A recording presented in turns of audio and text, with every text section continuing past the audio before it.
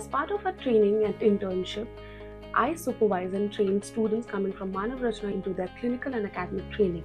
And as part of our tenure, I have seen students and they have shown an immense talent and curiosity into mental health aspects. And today I wish them all the best into their own journey into being a mental health professional.